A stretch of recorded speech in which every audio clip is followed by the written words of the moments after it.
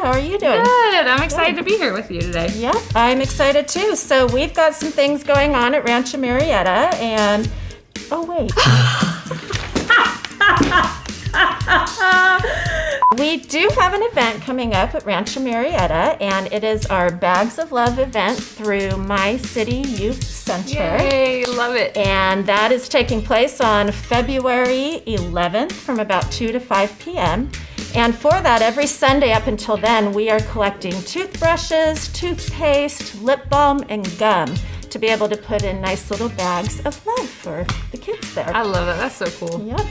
So we're excited too. Over here at Rancho Temecula, we've got some youth events going on, but really it's the greater Rancho world that we're reaching out. Right now we're all kind of doing things together, you know, kind of work within our boundaries that we've got.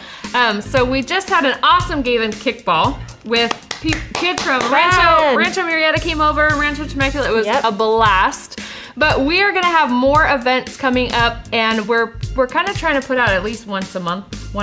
Nice. So you can follow us on Instagram to stay in that loop at rancho.mvnt. You can follow Rancho Movement on Instagram and keep in the loop. And you guys are more than welcome to come out and play with us, and we're gonna have tons of fun. Yeah, and that's a great way to keep our youth involved and still connected. Absolutely. So, and we do have other groups as well. We've got some men's groups and women's group, a hiking group, a yoga group out there. Nice. All of these are on rancho.tv/groups for you to find. Other than that, I just wanted to say thank you to all of you who are still giving and supporting our ministries. Yes. And you can continue to do that at rancho.tv/giving.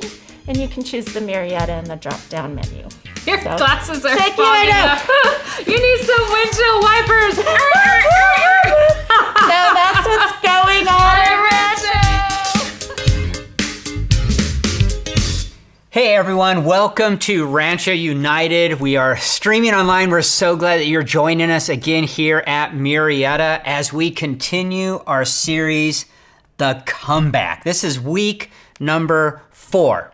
And I was thinking about, like, if I was to describe 2020, and one of the words that to me would have been maybe a feeling of a setback, one word kept coming to mind, and that word is powerless. Powerless. Now, I was thinking about the word, but then I looked it up. And powerless means helpless, useless, defenseless, vulnerable. Have you ever felt maybe a little helpless or a little vulnerable over the last year? Would that be some words that might describe you? I know for me it did. Maybe for some of you it didn't. But I would say that powerless would not be something like I would define my life as being powerless probably ever before that I can think of until last year. This is a word that I've had to deal with. Part of it might have been because of the vulnerability maybe a lot of us has felt, that I have felt with the pandemic. So you kind of feel powerless over this thing that's kind of spreading around the whole globe. I mean, without a doubt, I didn't have control. I felt helpless in regards to that. But for me, it wasn't that as much. It was more this idea of feeling helpless as I watched people that I cared for go through things. And over the last year, in 2020, I had some friends go through some pretty heavy things. And I felt pretty helpless.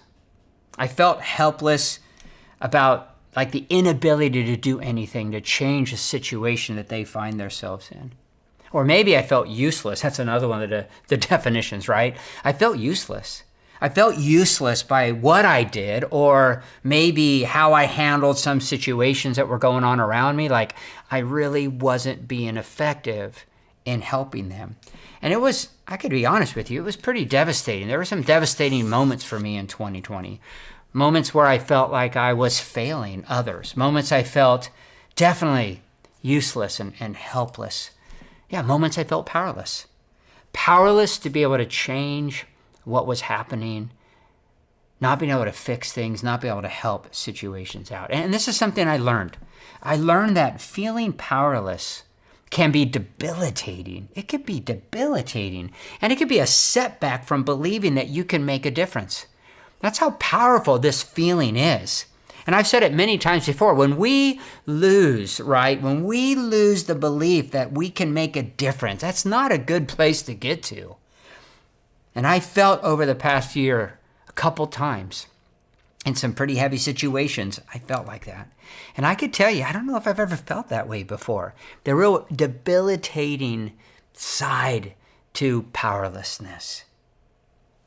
I can make you feel like anything. It can make you feel like anything that you've done in the past is kind of useless. It's like, it's amazing when that debilitating setback comes in. You could think back to, any of the good you've done and just begin to question yourself. And you begin to feel like, I can't make a difference anyway, so why even try? Have you ever felt that? Either that just something happened that made you question everything, or just made you kind of feel like you might as well just give up because it doesn't matter anyways, you can't make a difference. Well, today I want to talk about this subject when we talk about the comeback story. And I want to consider a story in the Bible where there's a young woman who felt powerless, but she pushed through. She pushed through that feeling and she changed the course of history for her people. I want to start just by considering the story, okay? And then I believe there are a few lessons that we can learn and maybe some things that we can consider that might help us move from this powerless reality, this feeling of powerlessness, to influence. And that's what I want us to talk about today. And we're going to be talking about Esther. We're talking about Esther. Her story is found in the Old Testament. It's a very peculiar book because it's the only book in the Bible where God is not mentioned in this book. And so there's even some people that don't even like the idea that it's in there, right? Because God's not, but it's so real. It's real live story of situations and circumstances that I think we can really relate to without kind of tying in the mystical, just really what's going on in front of us. The story takes place about 100 years after the Babylonian exile, and it takes place in Susa, which is the Persian capital. And there's basically 4 characters that are in this story. There's 2 Jewish people, which is Mordecai and his niece, who is Esther. And basically, he raises Esther like his own, okay? Then there's the king of Persia, who I guess you can kind of look at him as being kind of a drunken pushover is kind of how you would describe maybe the king of Persia. And then there's Haman. And Haman kind of got to the highest level of a Persian official underneath the king. And I would say that he is the villain in the story. The gist of the story is this, is that Haman hates Mordecai, okay? They do not have a good relationship because when Haman became like the right-hand man of the king, Mordecai refused to bow down to him. And because of that, Haman wanted to, he wanted to see Mordecai suffer, but he decided that he wanted to see all of Mordecai's people, the Jewish people, suffer. And he felt like they should destroy all the Jewish people because they didn't follow their customs and they're just a problem. So he convinces Haman. More than likely in a time when they're partying and when the king is drunk and just in one of his place, Haman convinces the king to make an edict that they would eliminate the Jewish people. So in Esther Chapter 3, it says, the king dispatches were sent by couriers all over the king's provinces with order to destroy, kill, and annihilate all the Jews, young and old, women and little children, on a single day, and to plunder all their goods. So that's kind of what's going on with Haman and the king and what they're plotting to do to the Jewish people. Now, in the midst of this is Esther. Esther had been chosen to be the queen of Persia. Okay, so she's like the main queen underneath the king. But before you think wait a minute, man, she's a queen. Obviously, she must have a lot of power. Before you think that, you need to know that it is far from that in that culture. You see, the queen was basically the main sex slave of a harem. And this harem was ruled by the king, and they were only able to approach the king when summoned. What could happen if she didn't honor that and she was to approach the king at any time she felt fit? Well, Esther knew what could happen. Even as the queen, she knew what can happen. She says that all the king's officials and the people of the royal provinces know that for any man or woman, even the queen who approaches the king in the inner court without being summoned, the king has but one law. What is that law? To put that person to death. So yeah, you have Queen Esther, right? But not a queen as we might consider, the Queen of England or anything like that. We're talking about a different reality. And if it isn't problematic enough that she knows about this law that she could be killed if she was to approach the king, the previous queen refused to come when the king did summon her. He summoned her at a time where he was having a party. There was all these other rulers that were there, and he summoned the queen to come and entertain him and his friends. Yes, I would say that when you say entertain, to abuse her and to allow the others to as well. This is not a pretty picture for women, even for the king at that time. And she had had enough abuse. She had had enough of this, and she refused to come to this party when summoned. And she's banished. And she basically is never heard of again. And at that time, this decree goes out because of that every woman will submit and honor their husbands, and the husbands will rule over the wives in the kingdom. So this is something else that Esther knew about.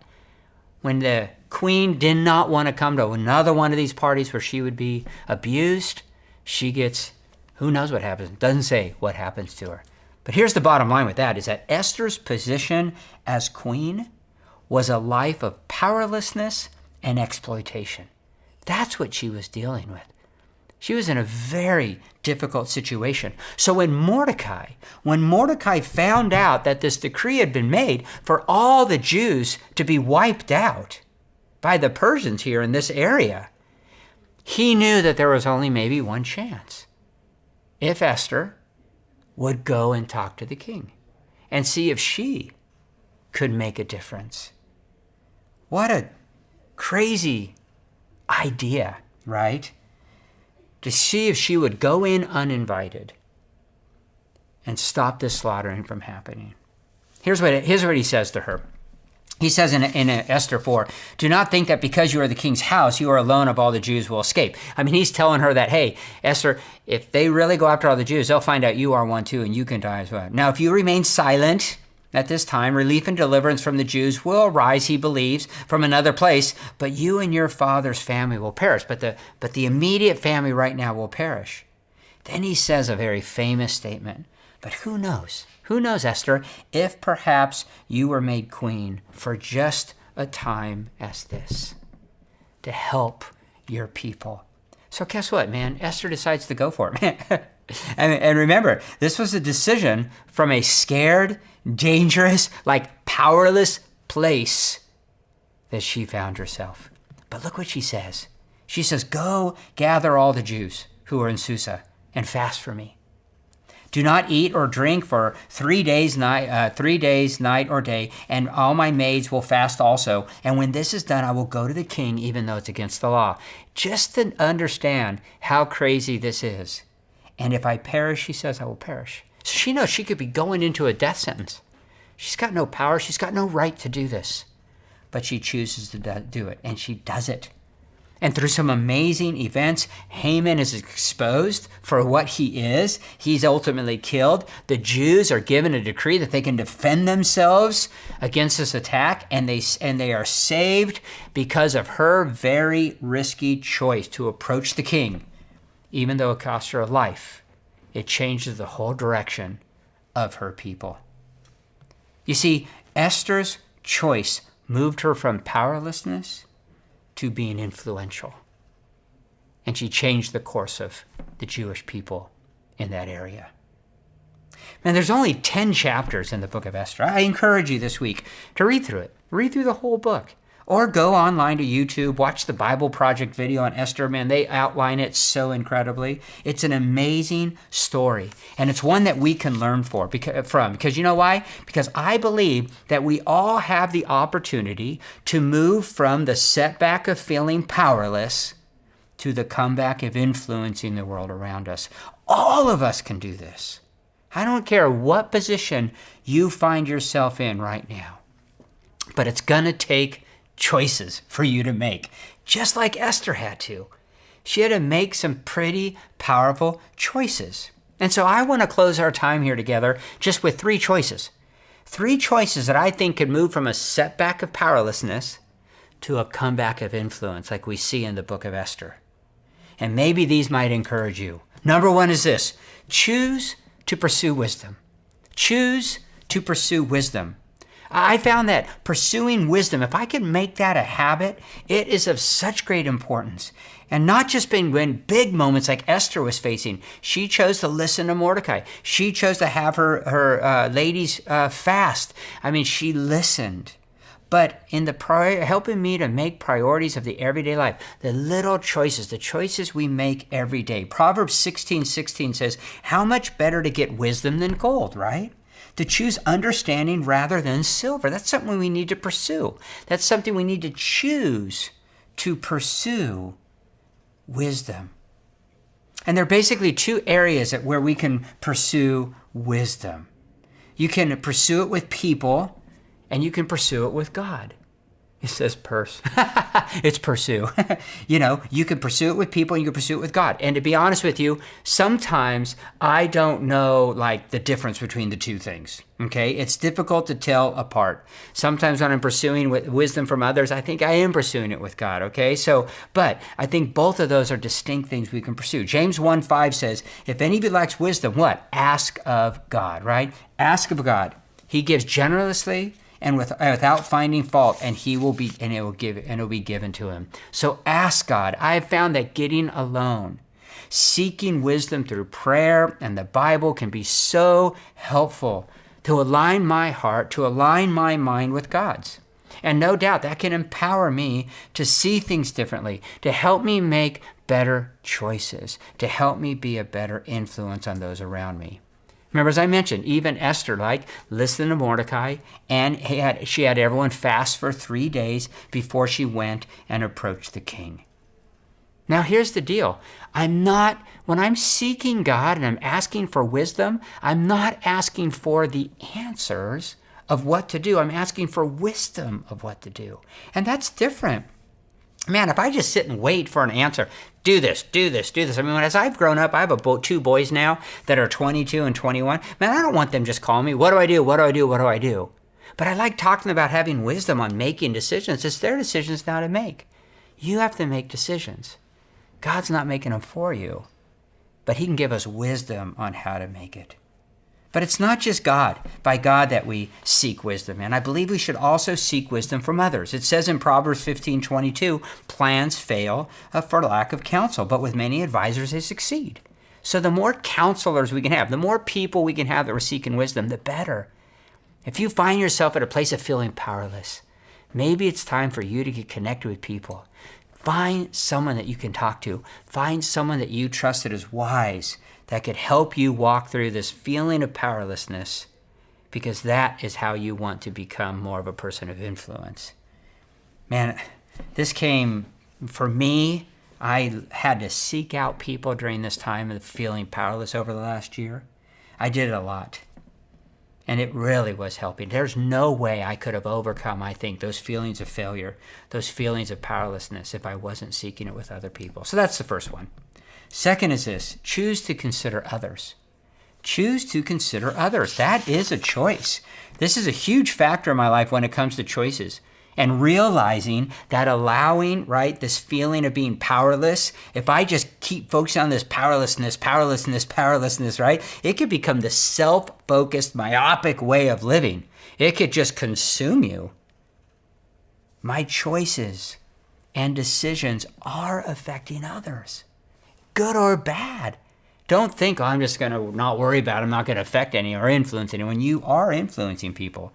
And thinking about that and realizing that can have a huge impact on the decisions and on the choices you might make.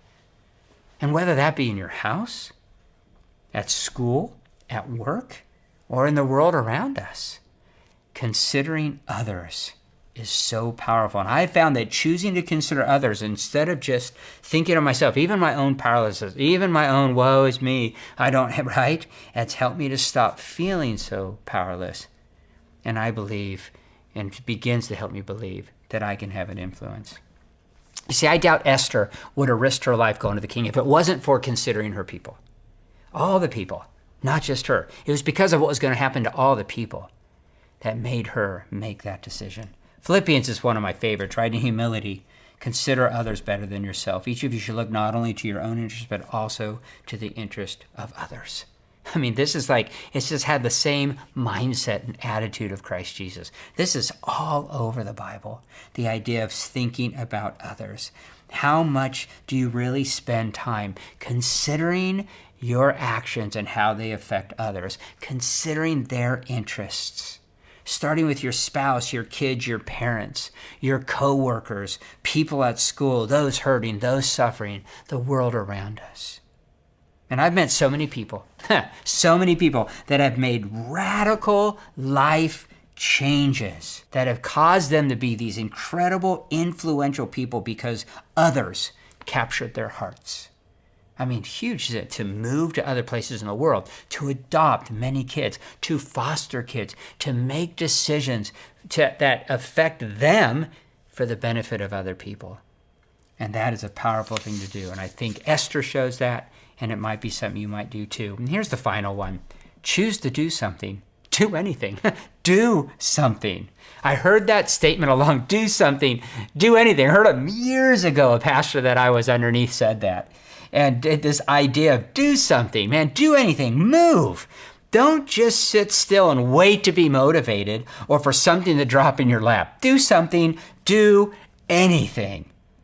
My wife said earlier today when we were hanging out, powerlessness causes paralysis. How true is that? And when you need to start moving, you need to get your body moving again if you have paralysis and you could potentially come out of it. Or you might find the inability to move is just going to become more and more of a reality. So do something. I can't encourage you enough. Galatians chapter 5 says, yes, my brothers, you were called to be free, right? But don't use your freedom to indulge in the sinful nature. Rather, serve one another in love, right? Do something. And I think this idea of the freedom of indulging in the sinful nature could be that feeling of powerlessness. I mean, it could be sin I just live for myself, but it also could be the, kind of lying in this, I have nothing to offer, right? That could be also indulging in the sinful nature, but serving one another. Esther went for it. And she did something, having no idea what the outcome would be. And if you've ever been feeling powerless, then do something to serve. Do anything. Just a couple weeks ago, I was talking to a gentleman from our church who lost his wife back in December. And it's just been a very difficult time for him. And all of a sudden he called me up and he goes, hey, I want to work with the poor. How can I get connected with Community Mission of Hope? I've always had the heart for the poor. It's time for me to do something. He felt powerless last month, and now he wants to be an influencer. He wants to influence people. He knows not only that will that impact him, but those around him. We want to be friends, right? Diverse group of friends that focus on what? Mercy, justice, and love. That's our focus moving forward. Find a place to either give of your resources, to give of your time, to help with mercy, working with the needy, or justice, the abused, or the exploited. What can you become a part of? Or where can you show more love? Maybe you just need to start in your home, your work, your school, or your community. I want to end with this. You are not powerless, no matter how you feel. Your life makes a difference. So do something that will influence the world around you. Seek wisdom, right? Seek wisdom. Make sure that you're talking to people around you.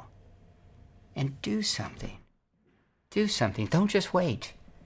Don't let the feeling of powerlessness stop you from making an influence on the world around you. God wants to use you. I hope you'll let him. I hope you'll let him. Hope this has been encouraging for you. Hope you have a wonderful, wonderful day. And I hope you'll join us again next week as we continue and we take a look at Jesus, the ultimate setbacks with the ultimate comebacks.